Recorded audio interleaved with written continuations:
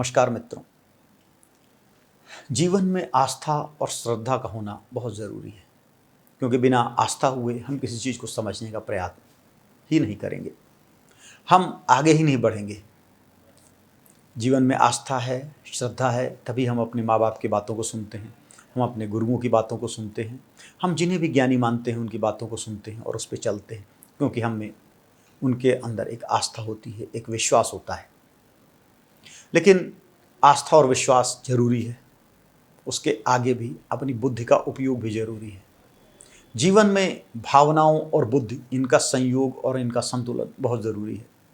अगर आप केवल भावनाओं में ही बह गए हैं तो कई बार भावनाएं आपको ऐसी परिस्थितियों में ले जाकर डाल देती हैं, आपकी इच्छाएं आपको ऐसी परिस्थितियों में डाल देती हैं जहां न आप आगे जा पाते हो न पीछे आ पाते हो। आस्था में बुद्धि का संयोग बहुत ज़रूरी है, यह हमारे समस्त सांसारिक कर्मों के लिए है।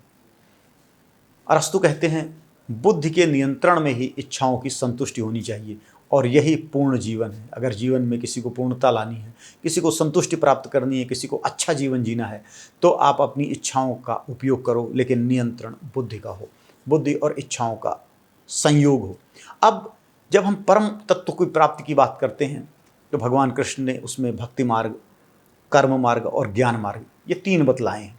हर तीन तरह के व्यक्ति हैं, भावना प्रधान के लिए भक्ति मार्ग, ज्ञान प्रधान के लिए ज्ञान मार्ग और कर्म प्रधान के लिए कर्म मार्ग।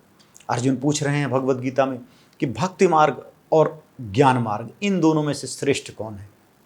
निश्चित रूप से भक्ति मार्ग जो भावना प्रधान है उसके लिए श्रेष्ठ है, और ज्ञान मार्ग ज्ञानियों के लिए श्रेष्ठ है, जो ज्ञानवान व्यक्ति हैं, जो ज्ञान प्राप्त करना चाहते हैं, इस विधि से जो ईश्वर की प्राप्ति करना चाहते हैं। भगवान कृष्ण कह रहे हैं, ये त्वक्षरम निर्देश्यम अव्यक्तम पर्युपासते सर्वत्र गमचिन्त्यम च कूटस्थमचल ध्रुवम संयम्येन्द्रिय ग्रामम सर्वत्र समबुद्धयः ते प्राप्नुवन्ति मामेव सर्वभूत हिते रताः।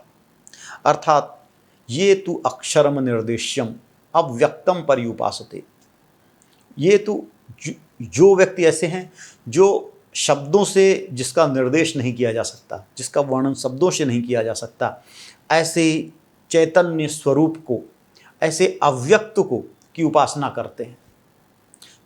ईश्वर के दो रूप हैं, ये जो हम संसार दिखाई देता है हमें, ईश्वर का व्यक्त रूप है, और इस संसार के पीछे की जो सारभूत सत्ता है वो उसका अव्यक्त रूप होती है।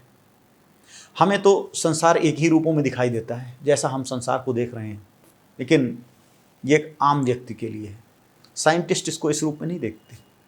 अगर कोई एक केमिस्ट्री का प्रोफेसर है तो इसको केमिकल फॉर्म में देखने की कोशिश करेगा, अगर फिजिक्स का प्रोफेसर है तो फिजिकल लॉज को के रूप में देखने की कोशिश करेगा।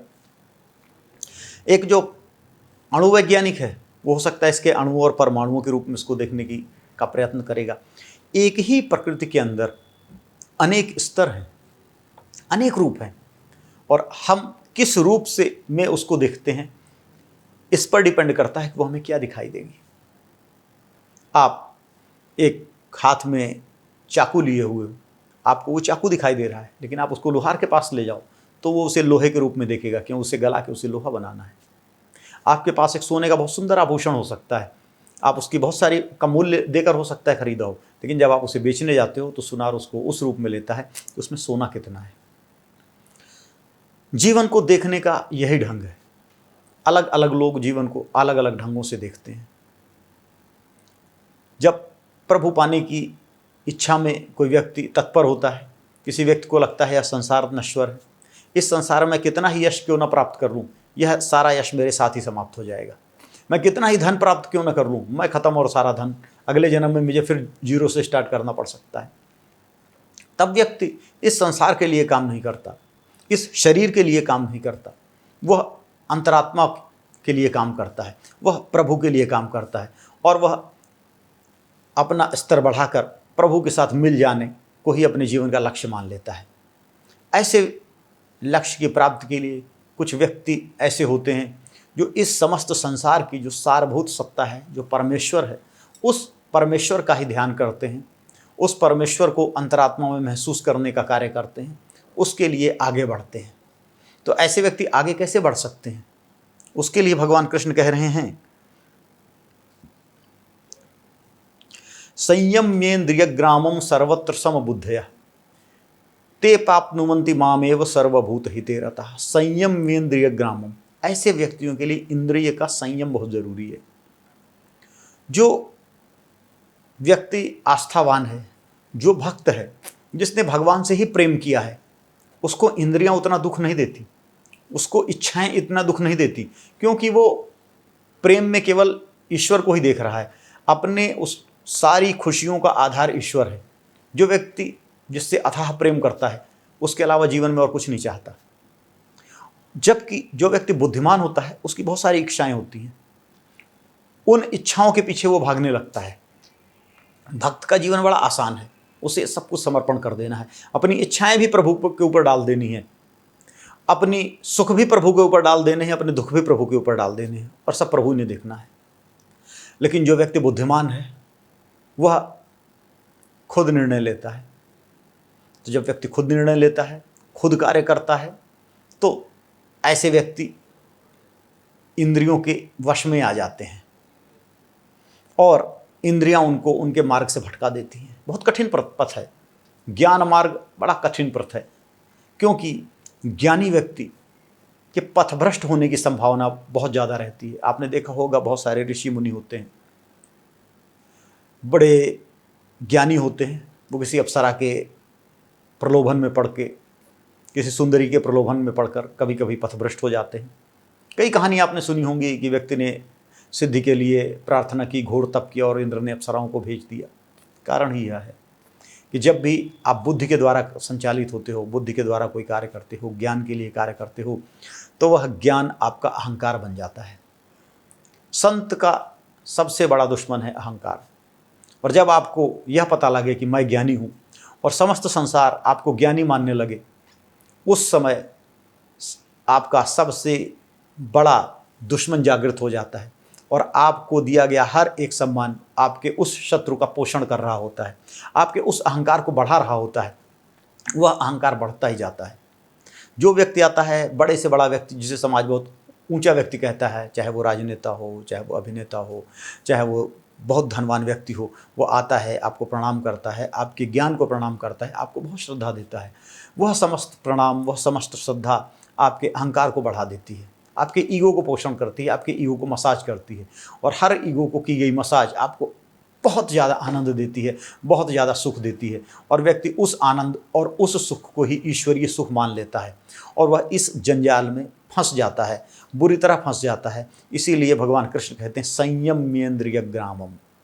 संयम इंद्रिय ग्रामम, जो इंद्रियों के ग्राम है, इंद्रियों का समूह है, उनको संयम करो।